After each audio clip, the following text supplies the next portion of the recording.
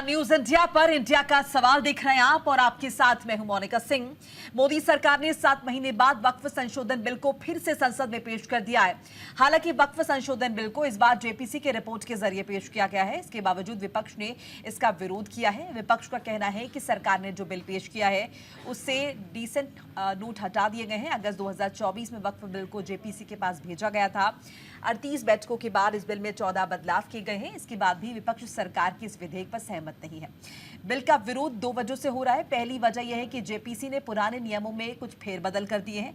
मसलन राज्यों में पहले वक्फ बोर्ड में सिर्फ 2 बाहरी लोगों को रहने की बात कही गई थी, लेकिन अब जेपीसी ने जो सिफारिश की है उसमें 2 बाहरी सदस्यों के साथ साथ राज्य सरकार के 2 अधिकारियों को भी शामिल करने की बात कही गई है।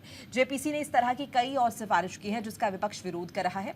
विरोध की दूसरी वजह विपक्ष की सिफारिशों को नहीं मानना है। वक्फ के विरोध में विपक्षी सांसदों ने 43 सिफारिश की थी, लेकिन एक भी नहीं मानी गई। विपक्ष का मुख्य विरोध बोर्ड में गैर मुस्लिम 2 सदस्यों की एंट्री और कलेक्टर को अधिकार देना भी है। आज इसी मसले पर चर्चा हम करेंगे, लेकिन पहले आपको एक रिपोर्ट हम दिखाते हैं। देखिए,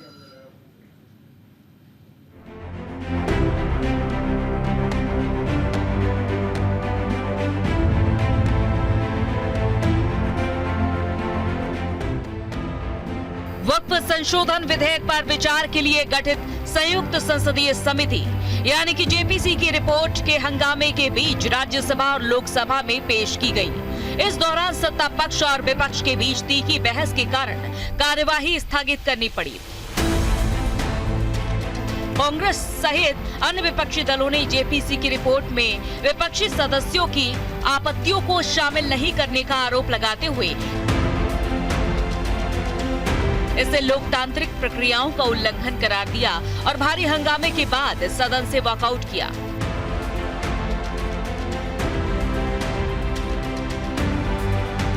अगर अपोजिशन ने ये बात उठाई और उस पर भारत के गृह मंत्री श्री अमित शाह जी ने खड़े होकर कहा कि डिसेंट नोट में अगर एतराज है विपक्ष के सांसदों का कि हमारे शामिल नहीं किए गए, तो हमारी पार्टी को कोई एतराज नहीं है, स्पीकर साहब आप इसको शामिल कर सकते हैं। फिर स्पीकर साहब ने कहा कि आपके जो कंसर्न है क्लॉज बाय क्लॉज में जो है उसको हम शामिल कर लेंगे। तो ये स्पीकर का एक डायरेक्शन हो गया जिसके हम भी मान्य है, सबके लिए मान्य, जुड़ जाएगा। अब इसके बाद बहिष्कार किया तो क्या ये संसदीय लोकतंत्र पे कुठाराघात नहीं है? मुझे लगता है कि सरकार के खिलाफ कभी भी जब विपक्ष किसी बात पे वॉकआउट करता है तो सरकार के खिलाफ करता है। जो हमारे ऑनरेबल मेंबर्स ने भी कहा है ज्वाइंट वर्किंग कमेटी वक्फ के, मैं उससे एग्री करता हूं। एक बात आप समझिए कि ये वक्फ का जो बिल लाया जा रहा है ये सिर्फ और सिर्फ ना सिर्फ अनकॉन्स्टिट्यूशनल है, fundamental rights article 14, article 15, article 29 का ग्रेव वायलेशन है। ये वक्फ को बचाने के लिए नहीं है, वक्फ को मुसलमानों से छीनने के लिए, बर्बाद करने के लिए ये बिल लाया जा रहा है। और इसमें जो एडिशनल अमेंडमेंट्स जो बीजेपी और एनडीए ने पेश किए वो तो उसको और बदतर करता है। आप बताइए कि कैसे मुस्लिम वक्फ प्रॉपर्टीज में नॉन मुस्लिम को मेंबर रखा जाएगा, कैसे आप कलेक्टर एंड अबव ऑफिसर्स को पावर देंगे, कैसे कलेक्टर डिसाइड करेगा कोई वक्फ प्रॉपर्टी है या नहीं।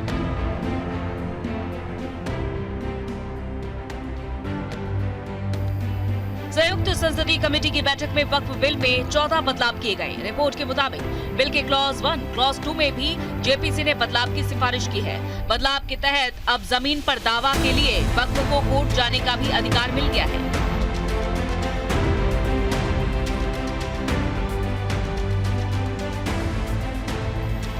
जेपीसी ने अपनी रिपोर्ट में कहा है कि वक्फ संपत्तियों को एक्ट के लागू होने के बाद 6 महीने में पोर्टल WAMSI पर दर्ज करवाने की समय सीमा को बढ़ा दिया जाए। जेपीसी ने ये भी बदलाव की सिफारिश बहुमत के आधार पर की है।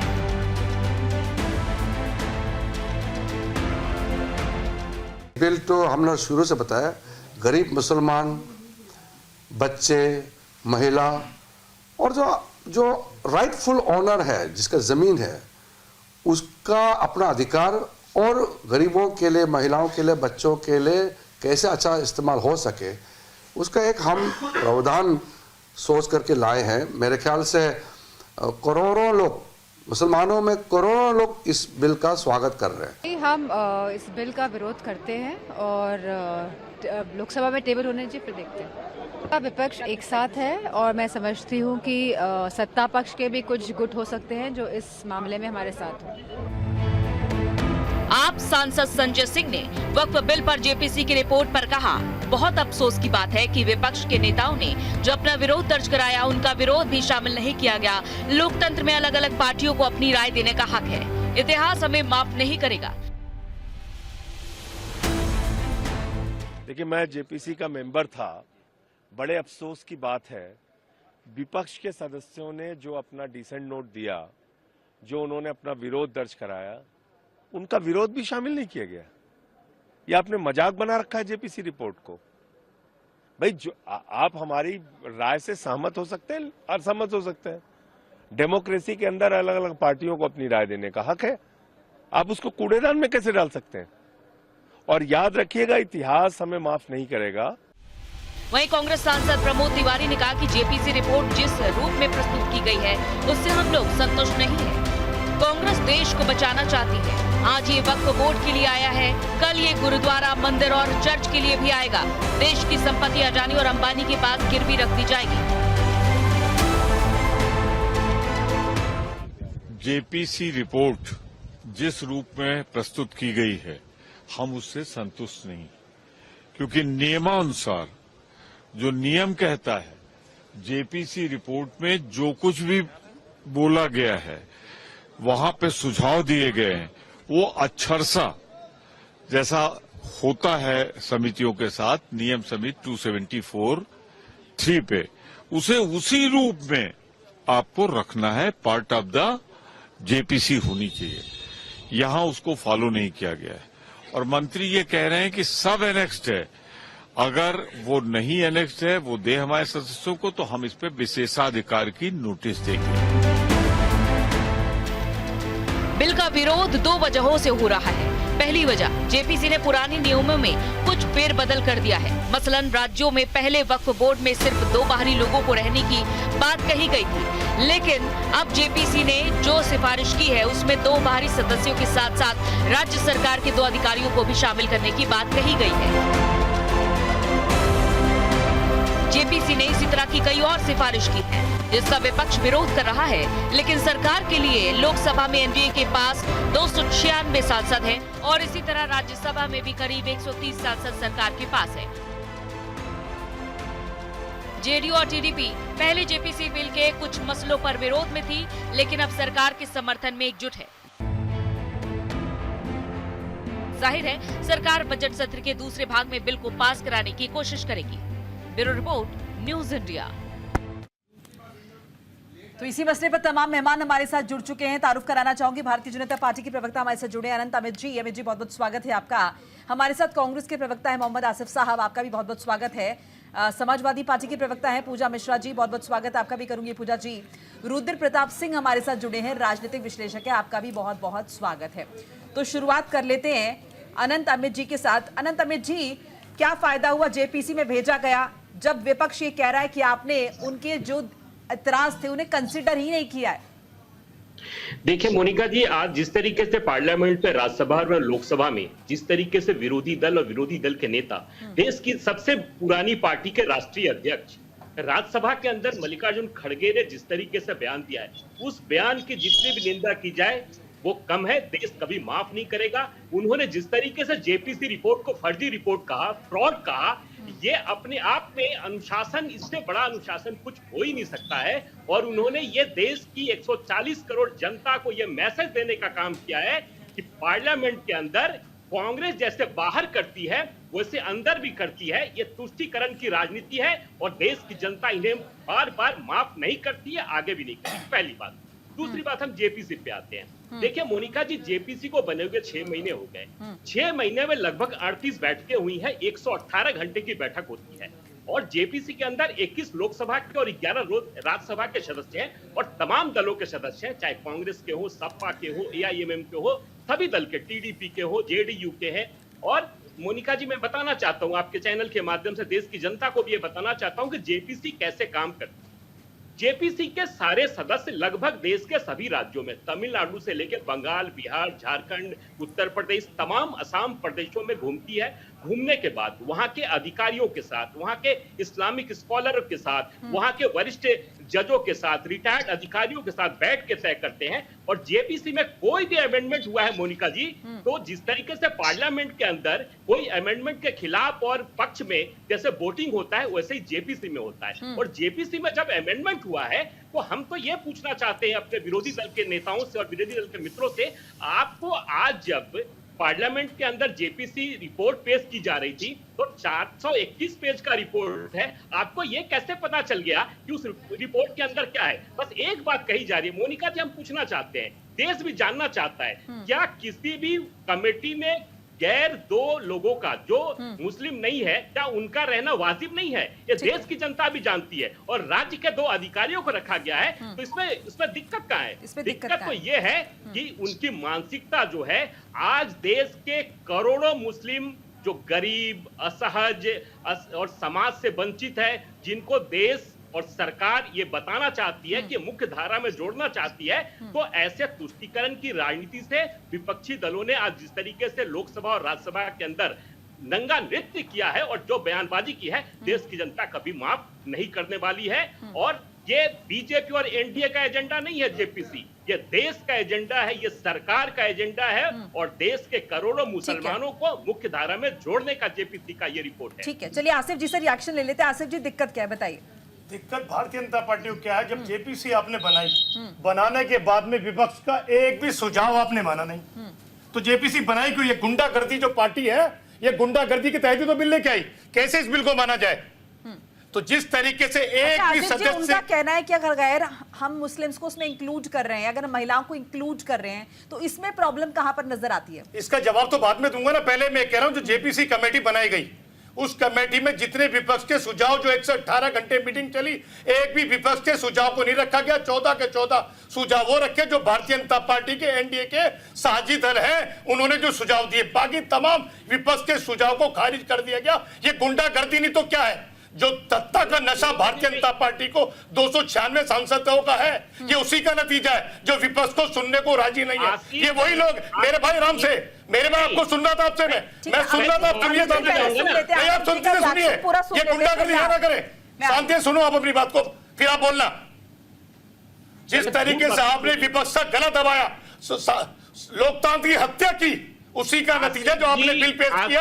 मैं रुक जाइए एक मिनट, मैं कह रहा हूं हत्या में बैठे हैं, लोकतंत्र के हत्यारे को सुन रहा हूं, इसी तरीके से संसद के अंदर किस तरीके से अभी आप को सुन रहे, जगदेव को सुन रहे थे, उन्होंने कहा सुझावों को रख लेंगे, तो जब आप जेपीसी के चेयरमैन थे, जब आपके सामने तमाम सुझाव, तब क्या डांस कर रहे थे बैठ के वहां पर, तब आपने सुझाव क्यों नहीं रखे? क्यों कमेटी ने पार्लियामेंट के सुझावों को अंदर नहीं रखा? वो इसलिए नहीं रखा क्योंकि जल्दी से जल्दी बहुत गुंडा की बात हमें कह रहे हैं, किसी सरकार में जाके मंत्री बनना कह रहा था, ये खड़गे साहब बोल रहे थे ना। ठीक है, गुंडागर्दी की भाषा क्या? मेरे भाई गुंडा भारतीय जनता पार्टी के अमित जी, मैं आ रही हूँ पहले। अच्छा ठीक है आसिफ जी, मेरी बात सुनने के लिए ठीक है आसिफ जी, जो आप संसद के अंदर पार्लियामेंट बैठ के गुंडागर्दी करो, उसको सुनने नहीं बैठे। आसिफ जी, अब इस बात का जवाब तो दे दीजिए ना। कैसे बीच में बोल रहे हैं वो? मैंने उनको आराम से सुना ना, ठीक है, जब मैं उनको आराम से सुना, सुने आराम से। अमित जी मैं लौटूंगी आपके पास, आप काउंटर कर लीजिएगा। आसिफ जी अब ये बता दीजिए किसमें क्या दिक्कत है? अगर ये पॉइंट रेस किया जा रहा है कि अगर हम गैर मुस्लिम्स को इसमें इंक्लूड कर रहे हैं, अगर हम महिलाओं को इंक्लूड कर रहे हैं, तो ये भी कहीं ना कहीं प्रश्न चिन्ह लग रहा है। इसमें कहाँ दिक्कत नजर आती है? इसमें महिला पुरुष कहां से आ गया? इसमें वो लोग कहां से आ गए जिनका वक्त से कोई लेने देना नहीं है? वो कमेटी में क्या करेंगे? जब कुंभ चल रहा था तो बड़े तेज तेज चिल्ला चिल्ला के बाबा भागवत और बारे बहुत से लोग कह रहे थे मुस्लिमों को नहीं होना चाहिए, वहां ये नहीं होना चाहिए।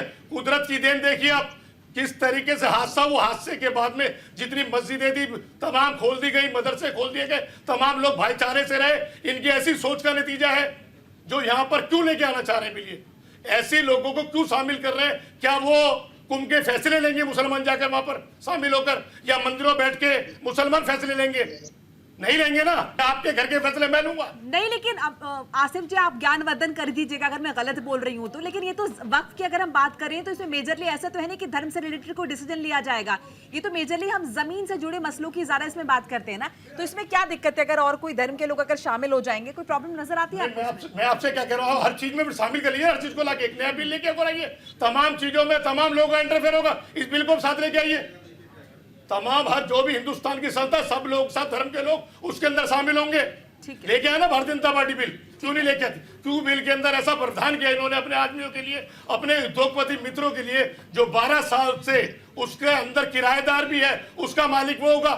ऐसा कोई कानून है? फिर तो वो कानून साथ में लेके आइए। जो किसी का किराएदार 12 साल 10 साल 15 साल 20 साल से वो मालिक हो गया, बिल आती है, ऐसा बिल एक और पार्लियामेंट में लेके आइए। चलिए ठीक है। पूजा मिश्रा जी समाजवादी पार्टी को रिप्रेजेंट कर रही है और समाजवादी पार्टी भी इसका विरोध कर रही है। पूजा जी आपको क्या ऐसा नजर आता है जिसका विरोध करना चाहिए? क्यों विरोध हो रहा है? मोनिका जी आपको नमस्कार, पैनल उपस्थित प्लेटफॉर्म को भी नमस्कार मेरा। मोनिका जी, क्योंकि जो बिल बना हुआ है जिसमें जो है विपक्षी नेता के जो मेंबर थे कंप्लीट कर दिया, 11 मेंबर्स को आप फिर आप जेपीसी का रिपोर्ट में आप डिसेंट लोग नहीं ऐड कर रहे हो। जो मेंबर्स है जेपीसी के, उनके जो विरोध है उनको तो दर्ज करना ही चाहिए था। अगर रिपोर्ट आप प्रेजेंट कर रहे हो, आप उनकी सुने बिना तो आपने जेपीसी बनाई क्यों? आप जो है जेपीसी बनाए इसलिए थे ना ताकि सबकी बातों को सुना जाए, विपक्ष को भी उतना सुना जाए जितना कि पक्ष को सुना जाए। और यहाँ पे विपक्ष को सुना ही नहीं जा रहा है। और ये बात बिल्कुल सही है कि वक्फ बोर्ड में दूसरे धर्म के लोग आएंगे। भाई हम तो हमारे जो ट्रस्ट चल रही, जो तिरुपति बालाजी का ट्रस्ट चलता है, उसमें दूसरे धर्म के लोग आए। ये जो है संवैधानिक अधिकार है कि जो नहीं, अगर लेकिन महाकुंभ से इसका कंपैरिजन आप पूजा जी आप खुद भी मतलब कैसी बात करिए, इसका महाकुंभ से कंपैरिजन करना आपको लगता है ठीक है? महाकुंभ में सब नहाने के लिए इकट्ठा हुए और यहाँ पे जमीन से जुड़े मसलों की बात हो रही है। अगर इसमें आप ठीक कर दीजिएगा, आप पॉइंट रेज करके समझाइए, क्योंकि तमाम दर्शक हमें सुन रहे हैं और हम इसीलिए बैठे हैं। ट्रांसपेरेंसी अगर आ जाएगी, आप मुझे समझा दीजिएगा, मेरा सवाल तो सुन लीजिए। अगर पारदर्शिता आएगी तो उसमें दिक्कत कहाँ पर है? मोनिका जी, पहली बात तो मैंने महाकुंभ की चर्चा नहीं की। मैंने बोला कि जो ट्रस्ट होते हैं, जैसे तिरुपति बालाजी का ट्रस्ट है, जो मंदिर ट्रस्ट होते हैं, वो ट्रस्ट में कभी दूसरे धर्म के लोग मेंबर नहीं हो सकते हैं, वो मेंबर नहीं होने चाहिए। हालांकि जो है महाकुंभ की मैं चर्चा नहीं करूँ, महाकुंभ तो बहुत लंबा चर्चा चलने वाला है। वो 1 महीने का जो है समागम रहा और उसमें क्या क्या चीजें हुई। मैं अभी बात कर रही हूँ वक्फ बोर्ड पे, जो आपने कहा ना कि वक्फ बोर्ड की जो पारदर्शिता ला रही है सरकार, पारदर्शिता ला रही है कि जो है सीएम केयर फंड को आरटीआई से बाहर कर देती है। ये जो है पारदर्शिता की बात कर रहे हैं उसकी वक्फ बोर्ड में, जहाँ पे ये तक पारदर्शिता नहीं रखी गई कि जो वहाँ पे विपक्ष के जो मेंबर्स थे उनके जो विरोध थे उस विरोध को दर्ज किया जाए। और ये पारदर्शिता लाने की बात कर रहे हैं, ये काकी राज लाने की बात कर रहे हैं, काकी थॉट की बात कर रहे हैं, और ये उसकी अग्रसर है और इसीलिए हमारा ये विरोध है। अगर जो चीजें आपने पहले आप जेपी मेंबर्स को तो उनका तो विरोध तो दर्ज करिए ना, आपको भी दर्ज करना। आप अभी कहना चाह रहे हैं कि बिल को पहले सुन लें, और अगर आपको कोई आपत्ति हो, भाई हमें आपत्ति है तो आप जेपीसी आज आखिरी तो आप आज लेकर के चले आए, ताकि फिर आपको पता है कि कोई डिस्कशन नहीं कर पाएगा उसके आगे में, और ये आपका मुद्दा बना रहेगा। जो आप लेकर के आए हुए, आपने जो पेश किया हुआ था, सॉरी, जो आप बजट लेकर के आए हुए थे, वो बजट पे चर्चा ही नहीं हो पाएगी। जो बजट पे चर्चा चलती रहनी चाहिए, आप एक दिन में ला दिया वक्फ बिल को। आपने पता था कि हमने सबको बाहर का रास्ता दिखा कर अपने मनमार्जी से किया हुआ है, तो इस पे हंगामा बचता रहेगा तब तक सदन चलेगी। अब तो जब सदन मार्च में चलेगा तब फिर हंगामा बचेगा।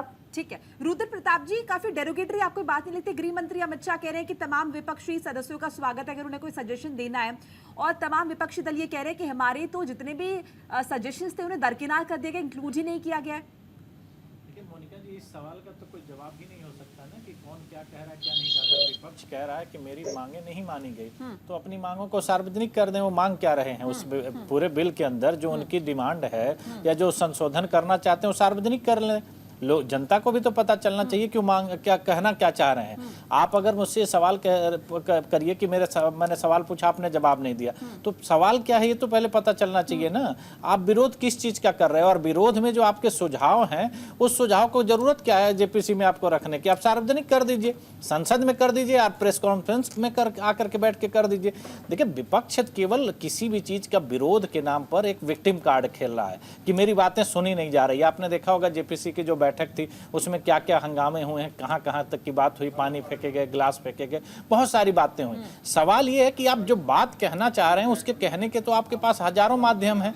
आपने देखा होगा हर राजनीतिक दल 2-2 मिनट पे प्रेस कॉन्फ्रेंस करती है इस देश में।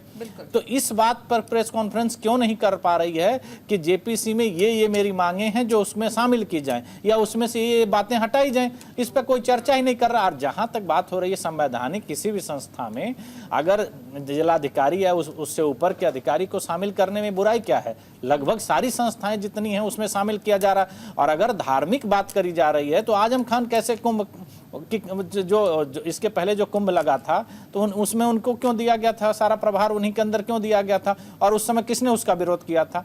तो ये सारी अनर्गल बातें करके केवल विपक्ष अपनी भूमिका से भाग रहा है। केवल वो बताने की कोशिश कर रहा है कि मेरी बातें, आपने देखा होगा जेपीसी की मीटिंग की बहुत सारे वीडियो और तस्वीरें आ रही हैं कि जहां लोग हंस हंस के बात कर रहे हैं और सारी चीजें बड़ी सामान्य तरीके से दिखाई दे रही, लेकिन जब वो बाहर आ रहे हैं तो जनता को गुमराह करने के लिए इस तरह की अनर्गल बातें कर रहे हैं। मैं कह रहा हूं बड़े स्पष्टता के साथ उनको कुछ नहीं करने की आवश्यकता है। संसद का सत्र चल रहा है, वो अपनी मांगों को वहां उठा लीजिए कि मेरी ये मांग है, आप इसमें जेपीसी में इसको शामिल करिए। यही बात आज आपने देखा होगा कि अमित शाह जी ने कहा है कि आप अपनी मांगे बताइए कि जो आपकी मांगे होंगी उसको शामिल किया जाएगा, लेकिन मेरी मांगे नहीं मानी गई, ये कैसे पता चलेगा कि आपकी मांगे क्या हैं? इस तरह की बयानबाजी और इस तरह की राजनीति से विपक्ष को बाहर आना चाहिए, क्योंकि आप देख रहे हैं कि काफी समय से विपक्ष सिर्फ ये बात कहता है कि मेरी बातें नहीं सुनी जा रही है, मेरी आवाज दबाई जा रही। अरे आपकी आवाज और आपकी बात सुनने के लिए बहुत माध्यम बताए गए हैं, जनता तक उसको कनेक्ट करिए। जनता कंफ्यूज है कि आखिर विपक्ष मांगना क्या चाह रहा है। हर राजनीतिक विपक्ष में भी अलग अलग राजनीतिक दलों की, आप मुस्लिम तुष्टीकरण की जो राजनीति है उसमें सिर्फ वो एक बयान देकर के आगे चले जा रहे हैं कि भाई हमारी मांगे नहीं मानी गई, हम इसका विरोध करते हैं। अरे विरोध का आधार आप बताइए, नहीं इस पॉइंट पर आपका विरोध है और ये मेरी मांगे हैं, इसको ऐड करके साथ इस बिल को पेश किया जाना चाहिए। अगर उसके बाद सरकार नहीं मानती, आप जनता के बीच हैं, लेकिन जनता तो जाने कि आप मांग क्या रहे हैं, जनता को पता ही नहीं है कि आप मांग क्या रहे हैं। तो इस तरह की राजनीति से विपक्ष को बाहर आना चाहिए और एक सकारात्मक राजनीति की तरफ जाना चाहिए जिसमें समाधान निकले, केवल बात न हो और सिर्फ बात करके विरोध करके संसद का सत्र रोकना या उसी पर इसी तरह का हंगामा क्रिएट करना, ये अच्छा नहीं लगता है एक विपक्ष के लिए। उनको अपनी भूमिका को समझनी चाहिए और जनता के मुद्दों को उसी तरीके से उठाना चाहिए जो जनता को लाभ दे। केवल बयानबाजी नहीं करनी चाहिए, उसको धरातल पर लाने की कोशिश करनी चाहिए। आसिफ जी हाँ, अभी मेरे भाई रुद्र प्रताप सिंह ने कहा उन्हें जनता के बीच जाना चाहिए। वो ये उनका कहने का मकसद सिर्फ एक है कि जो जेपीसी की कमेटी बनी गलत कमेटी थी, उसके अंदर कुछ नहीं करा, वहां ना किसी के सुझाव दिए, ना किसी सांसद ने अपनी बात रखी। जो बात रखी अमित शाह जी ने कहा आप पार्लियामेंट में आके रखिए। इनका तो कहने का तात्पर्य सिर्फ इतना सा है रुद्र प्रताप सिंह का कि वो सब फर्जी था, एक फर्जी वाला हुआ है। उस फर्जी वाले भारतीय जनता पार्टी ने जो अच्छा लगा वो ला के रख दिया, विपक्ष को नकार दिया। उन्हें जनता के बीच जाके अपनी बात रखनी चाहिए। जेपी से सब बेकार की चीज थी। आपने कहा ना, आप यहीं रख दीजिए ना, क्या मांग रहे हैं रख लीजिए। आसिफ जी का मतलब ये है कि आपके पास ये भी मंच है, अगर आपको किसी चीज लगता है कि कोई चीज मिसिंग है, कोई मुद्दा नहीं उठ पाया तो आप यहाँ भी जिक्र कर सकते हैं ना। फिर मैं ये कह रहा हूँ इनके बात के मुताबिक, अमित शाह जी के मुताबिक जेपीसी का गठन बिल्कुल गलत हुआ। जो रखना पार्लियामेंट में रखिए, हमने गठन गलत किया।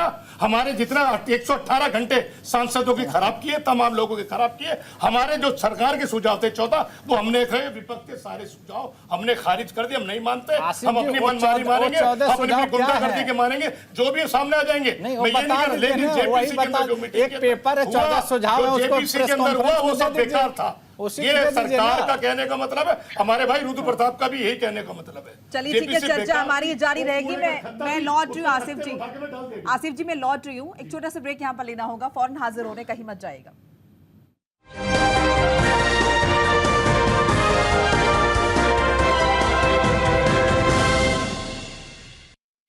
ब्रेक के बाद स्वागत है आप सभी का। तो वक्फ संशोधन विधेयक पेश किया गया। जेपीसी की जो रिपोर्ट है वो संसद में रखे, उसके बाद किस तरह से हो हल्ला हुआ है, विपक्ष किस तरह से ऐतराज जाहिर कर, हम सभी देख रहे हैं। तमाम मेहमान हमारे साथ बने हुए। मोहम्मद आसिफ का एक बार फिर से रुक कर लेते, कांग्रेस प्रवक्ता है। आसिफ जी, देखिए सवाल ये भी उठ रहा है कि जब वक्फ बोर्ड का गठन हुआ था उस वक्त कितनी जमीन थी वक्फ बोर्ड के पास और आज कितनी है, तो इसे लेकर भी तमाम तरह के सवाल उठे और कहा जा रहा है कि अगर पारदर्शिता आ जाएगी तो इसमें गलत क्या है? पारदर्शिता लाना गलत नहीं है, संशोधन के ऊपर भी इतनी बड़ी बात नहीं है। जो आपकी मानसा सबसे बड़ी उसके ऊपर बात है। जो आपकी मानसा दर्शाती है किस तरीके से आप 2 गैर फिर 2 के बाद में 4 कर दिया आपने, जब जेपीसी को अब बिल भेजते हैं उसमें आपकी मानसा कुछ और होती है। जब जेपीसी कमेटी आगे भेजती है सुझाव लेने के बाद में, सुझावों को तमाम विपक्ष के खारिज कर देती है। जो सरकार रखती है सुझावों को उन्हीं को मानती है, बस वो ही पटल पे रखे जाते हैं। जब कहीं ना कहीं मानसा पूरी तरह सरकार के इर्द गिर्द घूम रही है और जगदीप पाल की जो सोच है, जिस तरीके से उन्होंने आज बिल देने के बाद पार्लियामेंट में कहा विपक्ष का रवैया अच्छा नहीं है, तो आपका रवैया तो तारीफ काबिल करूंगा मैं कि आप कमेटी के चेयरमैन थे। तमाम लोगों के सुझाव लेने के बाद में जो सरकार ने सुझाव दिए वो आपने रखे, बाकी कोई सुझाव आपने रखा नहीं। अब कह रहे आप सुझाव रख दीजिए। जब से उससे पहले जो 118 घंटे आपने किया, तमाम लोगों को मीटिंगें बुलाए और सुना, उस सुनने के बाद में यानी कि सब आप मूंगफली बांट रहे थे वहां पे, मूंगफली खाइए, चाय पीजिए, नाश्ता कीजिए, बाकी आपके कोई सुझाव माने नहीं। कोशिश तो की जेपीसी में भेजा उसे इसीलिए कि ताकि सर्वसम्मति बन सके। इसके बाद आप ही के पास मैं आपसे कह रहा हूँ, जब आपने जेपीसी का गठन किया, कमेटी के बाद भेजा सुझाव लेने के लिए, भेजा सिर्फ इसलिए नहीं कि आप बैठा के चाय नाश्ता करें, आए मीटिंग में रुके चले जाएं, आपके सुझावों को हम कागज को फाड़ के कूड़े खत्ते में डाल देंगे।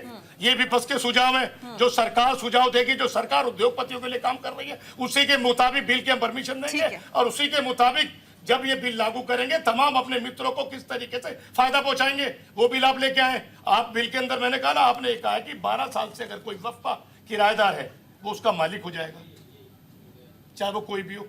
ऐसा कोई बिल है आपसे पहले आपके पास में?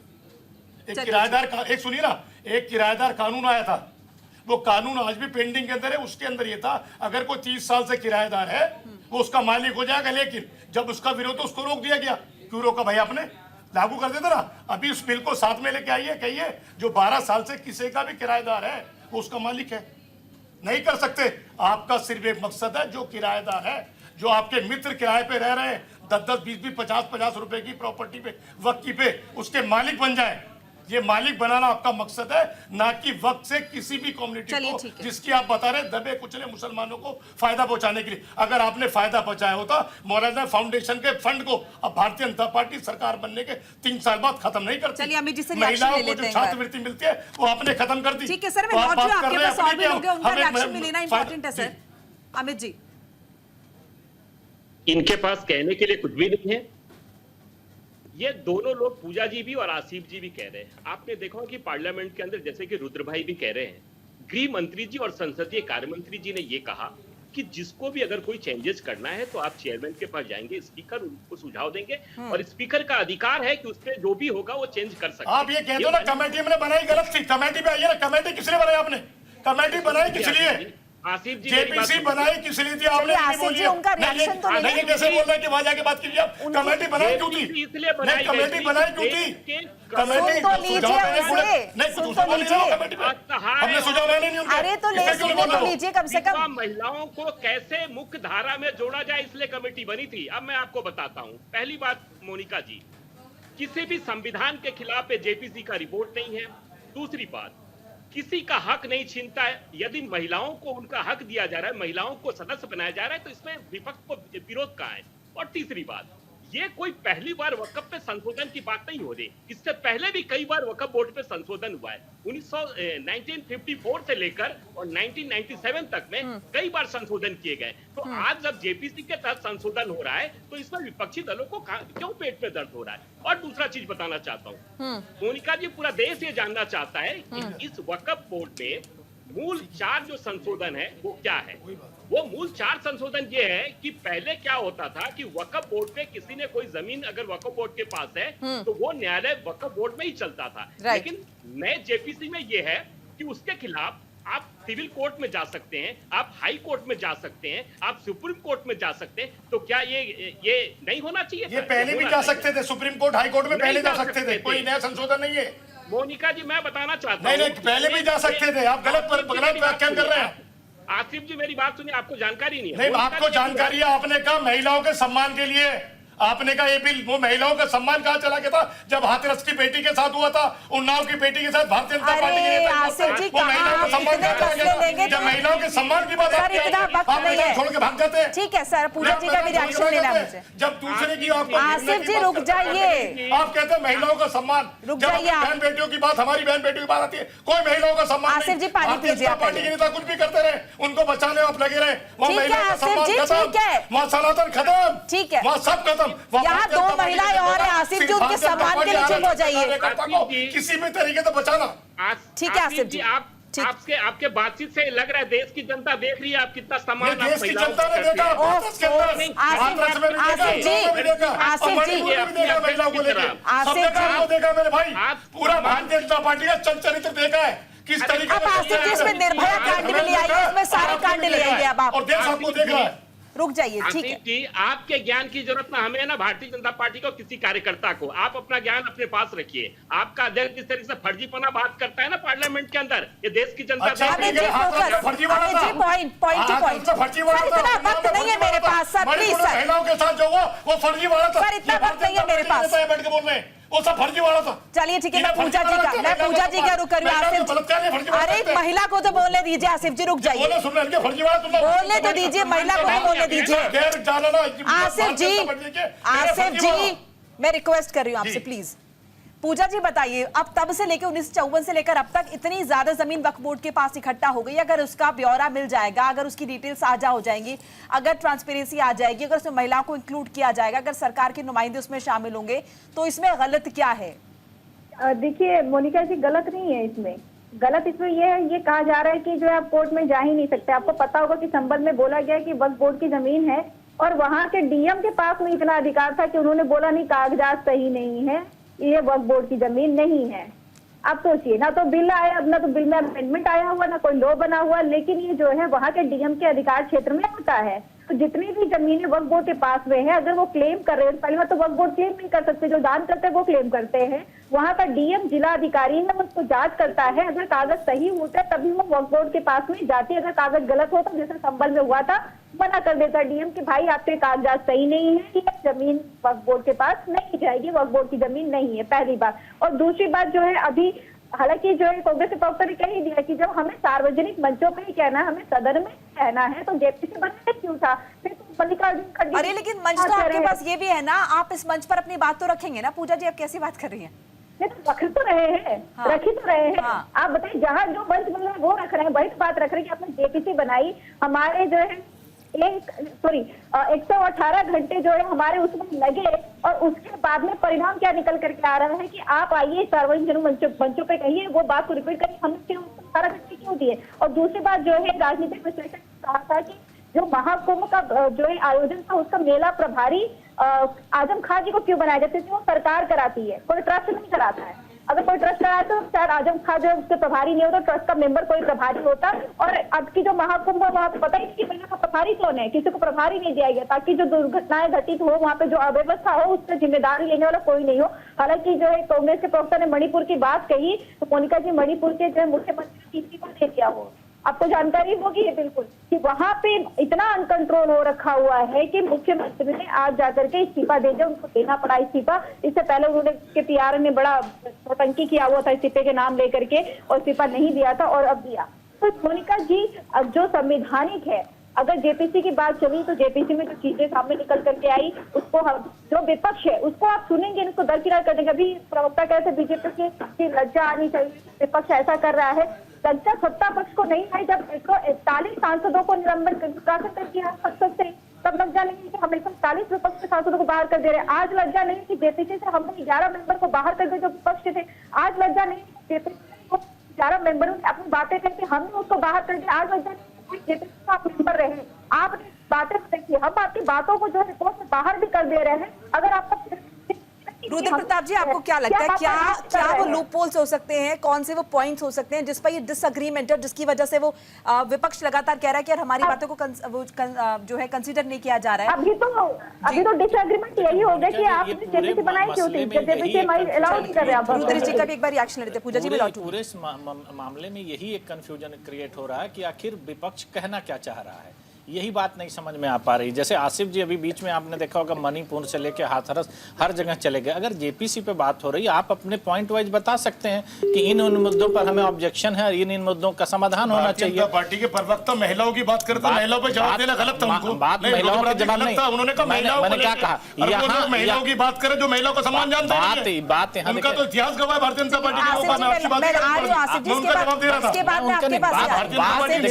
रहा था, जो महिलाओं को लेकर बढ़ चढ़ के बोलते हैं और महिलाओं के साथ किस तरीके से अत्याचार करते हैं। आपके पास में आ रही हूँ, प्लीज। देखिए बात यहाँ जब जिस मुद्दे पर हो रही है, अगर आप विपक्ष में हैं और उस मुद्दे से आप ही डिबेट को डिरेल करेंगे तो उसकी जिम्मेदारी आपकी होगी। भाई अगर जेपीसी पे चर्चा हो रही है, चाहे वो सांसद में हो या यहाँ हम लोग कर रहे हैं, तो मुद्दों पर आधारित बात होनी चाहिए कि ये पॉइंट है, इन पॉइंट पे हमें ऑब्जेक्शन है और ये सरकार ने हमारी बातें नहीं मानी। भाई जनता क्या जानना चाह रही है कि आखिर ऑब्जेक्शन किस बात का है, या उस बिल में कौन कौन से ऐसे पॉइंट हैं जिसमें सुधार की गुंजाइश है, जो आपकी मांगे हैं जो नहीं मानी जा रही हैं। भाई जब आप कह रहे हैं कि जेपीसी बनाई गई, आपकी बात सुनी गई, तो आपने वो पॉइंट दिए होंगे ना कि ये पॉइंट उसमें ऐड होने चाहिए और इन पॉइंटों को ऐड किया जाना चाहिए या ये पॉइंट हटाए जाने चाहिए। वो बातें अगर नहीं मानी गई हैं तो बात जनता को बताने में बुराई क्या है? जनता जाने के जेपीसी चेयरमैन को बताना नहीं चाहिए था, ये बात रखी गई है। नहीं, जेपीसी चेयरमैन का तो भाई आप बताइए ना। भाई जेपीसी चेयरमैन की मैं बात नहीं कह रहा हूँ, मैं तो ये मान रहा हूँ कि आप आपके पास मुद्दे नहीं। मैं तो ये मैं जेपीसी चेयरमैन के नाम मैं आपको बोल रहा हूँ, आप बता दीजिए ना।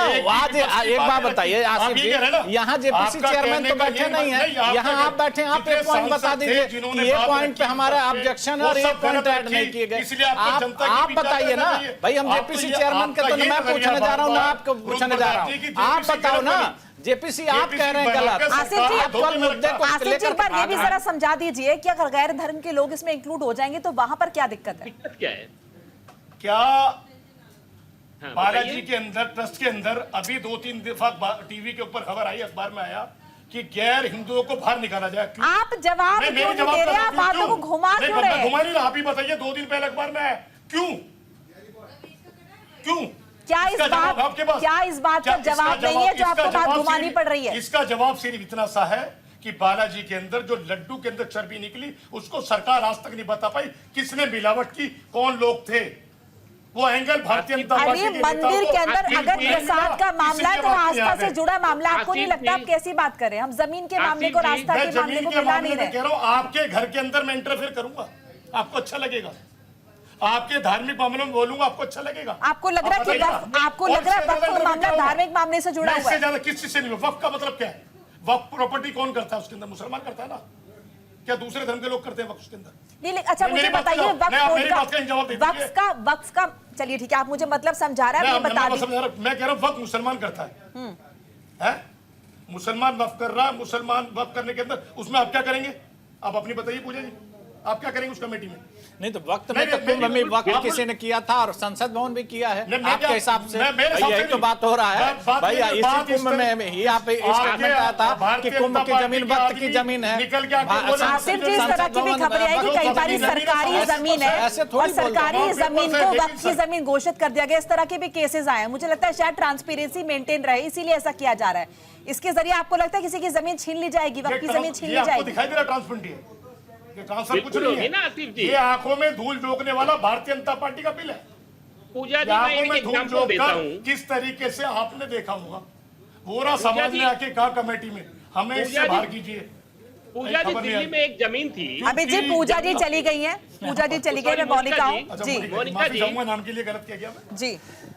मोनिका जी, मैं आसिफ जी आपको बताना चाहता हूँ, दिल्ली में एक महत्वपूर्ण जगह है, उस जगह पे एक जमीन है जिसपे अभी कोई मकान नहीं बने हुए हैं। होता एक दिन क्या है कि वक्फ बोर्ड की उस पर बोर्ड लग जाती है, ठीक है, लेकिन संजोग से गलती वक्फ बोर्ड के जो भी लोग लगाए होते हैं उनसे ये होती है कि वो जमीन किसी एडवोकेट की होती है और 24 घंटे के अंदर वो बोर्ड हट जाता है। बाद में हमें ये पता चलता है कि वक्फ बोर्ड के अंदर कुछ ऐसे लोग थे जो जमीन को कब्जा करना चाहते थे, और जब वकील साहब का जमीन पता चलता है, वकील साहब वो बोर्ड उठा के फेंक देते हैं। पुलिस आती है, जांच पता चलता है तो वो वकील साहब की जमीन होती है, वो वक्फ की जमीन नहीं होती है। और वही अगर 2 दिन लेट हो जाता तो वो जमीन वक्फ बोर्ड के कोर्ट में चला जाता। वकील साहब आज कोर्ट के चक्कर लगा रहे होते। ये एक एग्जांपल है जो हमारे सामने की घटना घटी है। कौन सी जगह का? मैं बता दूंगा। नहीं, बता दीजिए, जब आपको इतनी पूरी डिटेल मालूम, वकील साहब का पता है, नाम मालूम है, सब जगह का नाम खोलिए ना।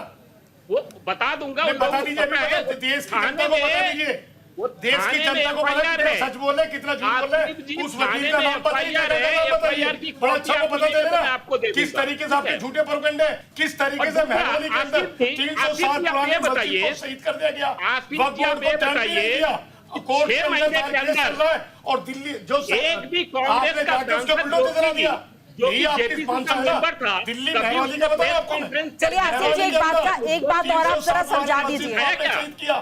एक क्या गलत कह रहा हूं बताइए, मैं तो नाम बता रहा हूं, मस्जिद कौन जगह का, मेहरबानी बता रहा हूं, आप अपनी जगह नाम आसिफ जी एक बात और समझा दीजिए प्लीज, एक बात। चलिए खैर, धर्म के लोगों को आपने बोला कि उनका क्या काम है, धर्म से जुड़ा मसला है।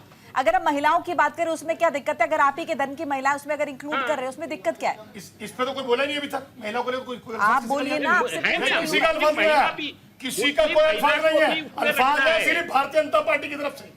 भारतीय जनता पार्टी के नेता बोल रहे हैं, किसी एक का बयान दिखाइए महिलाओं को लेके किसी ने बयान दिया हो, नहीं है।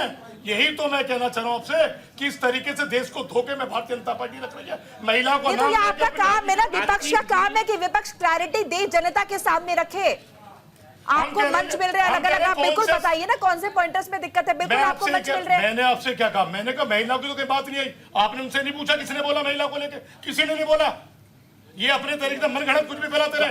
आप उसके सहमत हैं कि महिलाएं होनी चाहिए वक्त में? मैं कह रहा हूँ महिलाओं तो पूरे हमारे साथ कंधे से कंधा मिला के साथ चलती है। हमने कब मना किया महिलाओं को? जवाब दे दीजिए ना। हमने कब मना किया? हमने कब मना किया? जहां आपको वहां ऑब्जेक्शन है वो बताइए, कहां आपको दिक्कत है, क्या आपके सुझाव है जो नहीं माने जा रहे? महिलाओं के साथ हमेशा साथ खड़े हैं। आप सुझाव बताइए ना, आप कहां दिक्कत है वो बताइए। नहीं मिलेगी, जिस संगठन से भारतीय जनता पार्टी निकल के आती है वहां एक महिला नहीं मिलेगी, ना महिला को सम्मान मिलेगा, वहां महिला की बात आप नहीं करेंगे, महिला की बात दूसरे में ढूंढेंगे।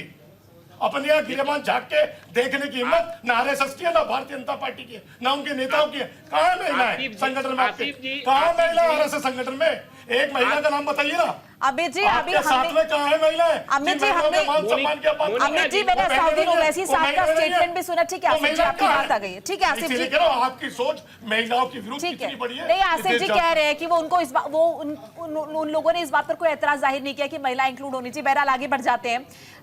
अमित जी मैं आपसे ये जानना चाहूंगी, देखिए अभी मैंने AIMIM प्रमुख असाउद्दीन ओवैसी साहब का बयान भी सुना था। उन्होंने भी साफ तौर पर कहा कि कहीं ना कहीं तुष्टीकरण की राजनीति जो है वो भारतीय जनता पार्टी कर रही है, मंशा ये है। अब इसे किस तरह से आप देश की जनता को समझाएंगे कि आपकी मंशा ये नहीं है बल्कि आपकी मंशा कुछ और है? क्योंकि अभी जो मैसेज कन्वे हो रहा है, और अगर JPC का भी गठन हुआ है उसके बाद सक्सेस तो आपको नहीं मिली ना, क्योंकि विपक्ष इस बात को लगातार कह रहा है कि उनके जो भी सजेशंस थे वो आपने सिरे से नकार दिए हैं। विपक्ष नहीं कह रहा जी, ये गलत करें आप।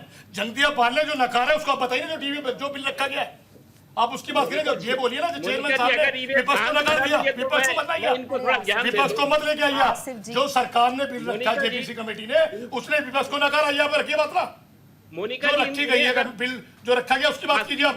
आसिफ जी सबको पता है, टीवी सब देखते हैं, बोलने तो दीजिए उन्हें। विपक्ष कह रहा है, विपक्ष को क्यों बदनाम कर रहे हैं आप?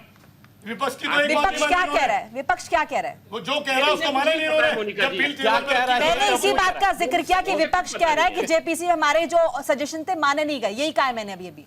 ये बात तो फिर बाद में आके अमित शाह जी बोल रहे हैं हम मान लेंगे, तो फिर मैं ये कह रहा हूँ ना, JPC बनाई क्यों आपने? जब उन सुझाव को मानते हैं आप, तो सुझाव पूछ रहे ये बात सर, वक्त की कमी है। अमित जी से पूछ रहे, अमित जी बोलिए। क्या चाय नाश्ते पे करोड़ों रुपए जो आसिफ जी रुक जाइए जी।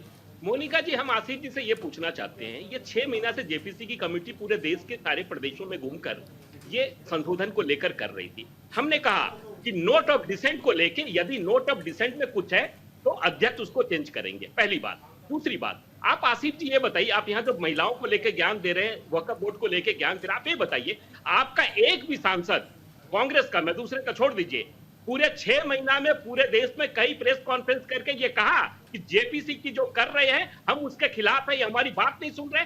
आज ये बात आपको कहने की क्यों जरूरत पड़ी? नहीं, लेकिन अमित जी JPC में कितना हो हल्ला हुआ है हम सभी ने देखा है। नहीं वो हो जवाब इसका आपको दे रहा हूं। JPC का गठन हुआ, गठन होने के बाद कांग्रेस के सांसदों ने JPC चेयरमैन के सामने अपनी बात रखी। जब JPC बनाई गई है, ये नहीं मालूम था JPC बनने के बाद में भारतीय जनता पार्टी विपक्ष का हनन करेगी, लोकतांत्रिक हत्या करेगी। ये विपक्ष को नहीं मालूम था, ये मालूम हुआ जब कमेटी रखी। वरना जब भी हम जनता के बीच जाते हैं और बात रखते हैं जो आपने जेपीसी गठन किया। चलिए ठीक, एक बार रुद्र जी के पास भी रुक कर लेंगे। रुद्र जी, अब आपको क्या लग रहा है? अभी देखिए, आपने देखा किस तरह से हो हल्ला हुआ है और ये मामला लटक गया, अब इसका क्या भविष्य नजर आता है आपको? देखिए मोनिका जी, ये सिर्फ एक राजनीतिक तौर पर राजनीतिक मुद्दा बनाया जा रहा है, इसमें और कोई खास बात ही नहीं रह बचती, क्योंकि जेपीसी बनाई इसीलिए जाती है कि जिसमें पक्ष विपक्ष एक साथ बैठ कर के किसी मसले का एक अच्छा सा समाधान निकाल कर दे। इतने दिनों की जेपीसी की बैठक के बाद अभी भी ये नहीं समझ में आ रहा है कि विरोध किस बात का है और समर्थन किस बात का है। अगर विरोध हो रहा है तो पॉइंट वाइज उसको बताना चाहिए कि इन मुद्दों पर हमारा विरोध है और इसमें सुधार करना चाहिए। अब आप इस बात को नहीं बता रहे हैं। जो जेपीसी की रिपोर्ट पेश करी गई हो तो जो आई है वो तो सबके सामने है, लेकिन आपके विरोध किस बात पर है वो तो नहीं पता चल पा रहे हैं। और वो बताने की कोई विपक्षी पार्टी अपनी तरफ से कोशिश भी नहीं कर रहा। केवल उनका एक लाइन स्टेटमेंट है कि हमारी बातें नहीं मानी गई। अरे आपकी बातें क्या है ये तो लोगों को पता चले। अगर नहीं मानी गई तो जनता के बीच आप बताइए ना क्या बातें हैं। जेपीसी आ गई, उस पर आपने पहले जेपीसी के गठन की बात करी, तो केवल एक मुस्लिम तुष्टीकरण की राजनीति के आधार पर आपने देखा ओवैसी जी का क्या बयान है, वो एक सिरे से खारिज करते हैं। भाई देश संविधान से चलता है। आप कांग्रेस पार्टी संविधान लेकर घूम रही है कि संविधान देश का खतरे में, संविधान देश का खतरे में।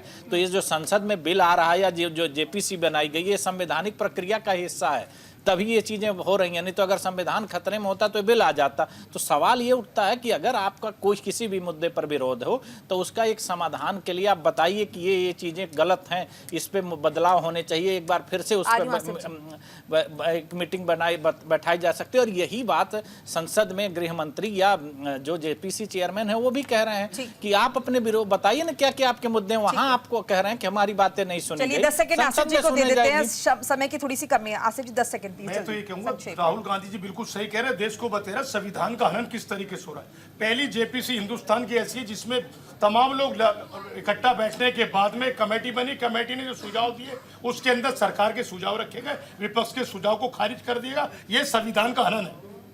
पहली बताइए, इसके अलावा कोई दूसरी जेपीसी कमेटी बताइए जिसके अंदर कभी भी चाहे विपक्ष में भारतीय जनता पार्टी उसके सुझावों को ना रखा गया हो, ना बात की गई हो। यही संविधान के साथ जो भारतीय जनता पार्टी खिलवाड़ कर रही है कांग्रेस पार्टी, राहुल गांधी जी और देश का हर नागरिक संविधान से भारतीय जनता पार्टी को खिलवाड़ नहीं करने देगा। चाहे मेरे पास इतना ही आज की चर्चा के लिए। आप सभी मेहमानों का बहुत बहुत शुक्रिया। आसिफ जी आपका साथ साथ जुड़ने के लिए शुक्रिया। रुद्र प्रताप जी और अनंत अमित जी आपका भी बहुत बहुत शुक्रिया। तो हंगामा हम संसद में भी देख रहे हैं और हंगामा यहाँ पर भी भरपूर है। इसी के साथ इस बुलेटिन में फिलहाल इतना ही। लगातार खबरों के लिए आप देखते रहिए न्यूज़ इंडिया। नमस्कार।